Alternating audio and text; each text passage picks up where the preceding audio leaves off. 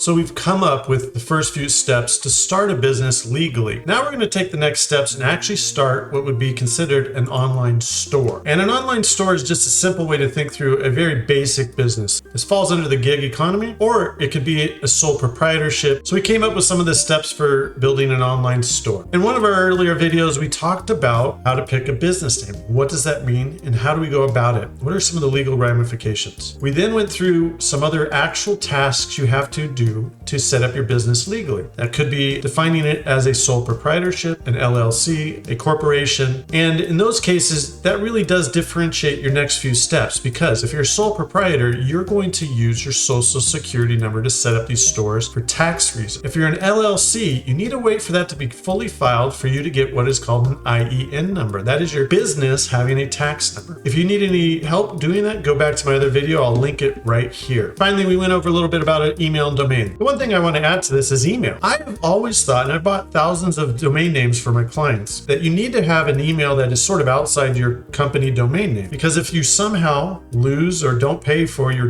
.com, then you lose your email. So I like this service called Proton Mail because it's a secure service, and I will then set up the name of my company with Proton Mail so that I can use that as the main hub for all of my communication with the government, with my website, payments, and so it becomes the central important email. I do that outside my general .com because of the reasons I just mentioned. The other thing I think is really important in terms of your domain name, over time people tend to lose it. It's not the first few years, but it's at say 8-10 years from now. You're able to pay for domain names well into advance, but in the future, what happens in the future is your credit card expiration date expires and you lose the domain. So make sure your domain becomes part of your filing documents, your yearly documents. You review that. You keep it with your controller when you grow, or your bookkeeper. That way it's a regular expense over time that you don't forget. Typically, you're paying for your domain name hosting yearly or monthly, but then you pay for your domain name over a year, 2 years, 10 years, and that can be a challenge if you lose it. So make sure you keep that documentation in a place that you can go back to. Finally, we're to the point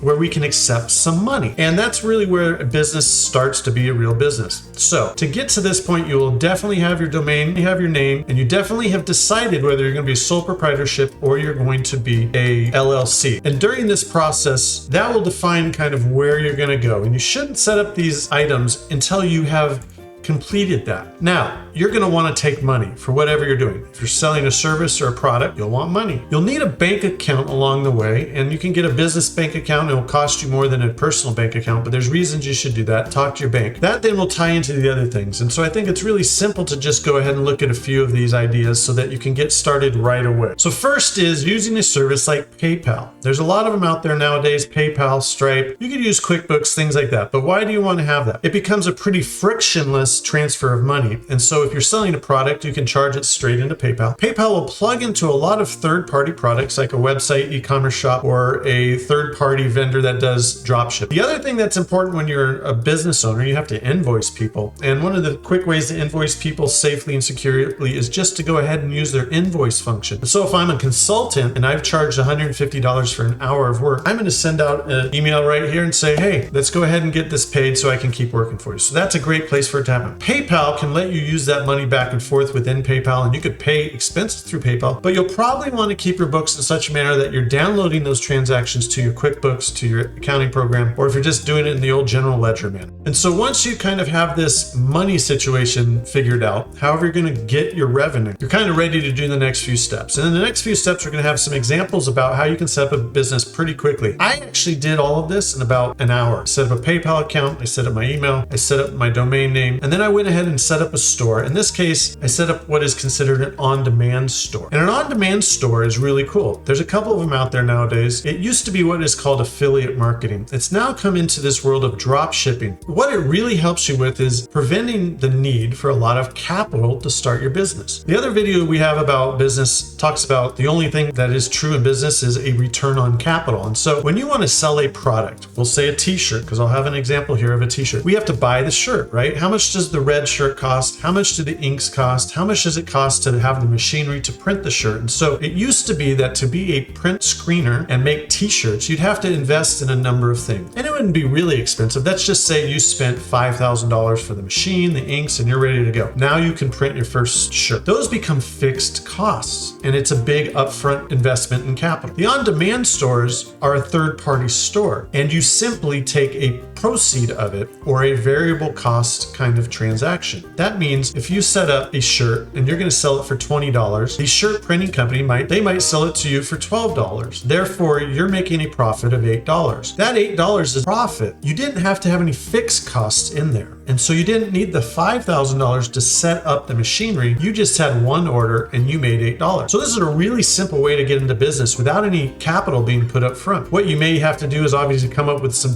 designs. You might have to have some talent in design yourself or have some programs, but it becomes really frictionless to get into business right away. Then you're right into marketing and sales. And as many shirts as you can sell, those third-party vendors will sell them for you and print them on demand, shipping them, fulfilling them. And if there's a problem, they have whole functionalities within the shopping cart so you can refund money and give orders the proper customer care you need to. So in this example, I've used a company called Printify. I'll put a link down in the show notes. Printify is more than just t-shirts. You can put your logos and brands onto a lot of different products. They use a network of printers to go ahead and print it for you on demand and ship. It tracks everything in there. The cool thing about Printify and many other on-demand shipping tools are they do the drop shipping for you, meaning you've never touched the product. That means you don't need shipping information, you don't need to deal with stamps or boxes, and it becomes very frictionless for your company. There's other companies I've used in the past like Cafe Press or affiliate programs that really don't do anything other than pay you a commission for finding the sale. So these mentalities are really that you're a sales engine. You're going to go out in the world in some manner and sell this product or idea, and a third party then fulfills it for you. And that's really kind of nice. This particular one I liked for two other reasons, and it just did all the work for you. You could go in there and get some samples for yourself at a lower cost, or you could get bulk rates. And so if I needed 40 t-shirts because I'm going to a location to sell them, I'll get a discounted price. I'll pay that, and then I'll go mark it up wherever I want. The second piece is they have what are called APIs. And APIs are just a simple term to mean that it plugs into other things. The other thing it plugged into really fast and quick was a bigger network called Etsy. And so I was able to set up an Etsy page within a couple of minutes,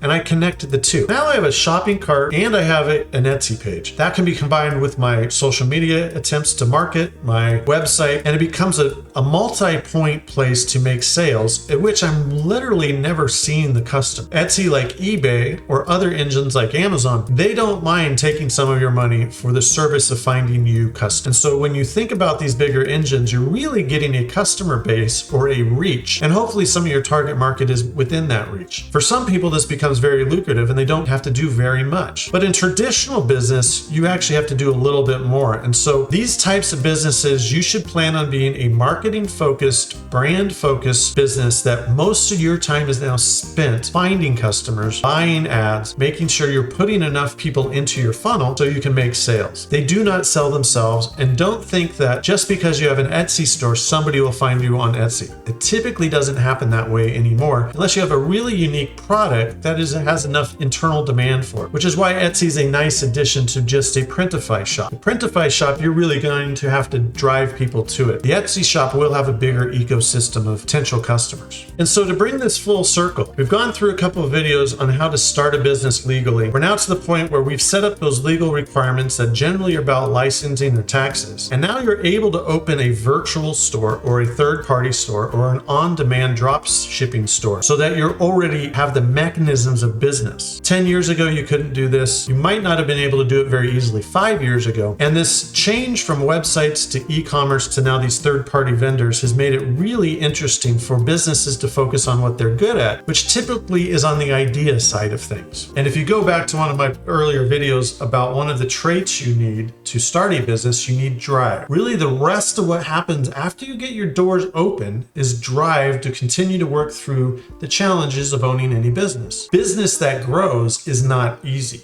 No matter who you are, it gets tougher and tougher as you add employees and use more money to find resources. Those resources need to be efficient and make you more money. Never-ending cycle of business is that it's always this journey. The number one thing will again be have the drive to take the next step, to walk through the challenging spots in your journey, to get over those trees and around the mountains. And in the end, after a long time, you'll become an expert. And that journey will allow you to do anything in business because of all the challenges you'll see. I can't tell you them all right now because honestly, my career has been that for every step I take, I find a new challenge. That could be a human challenge, it could be a resource challenge, it could be an external challenge, it could be my competitors, it could be operations. It becomes a really fun job to go to work every day and overcome real life challenges so that your return on capital is coming back to you.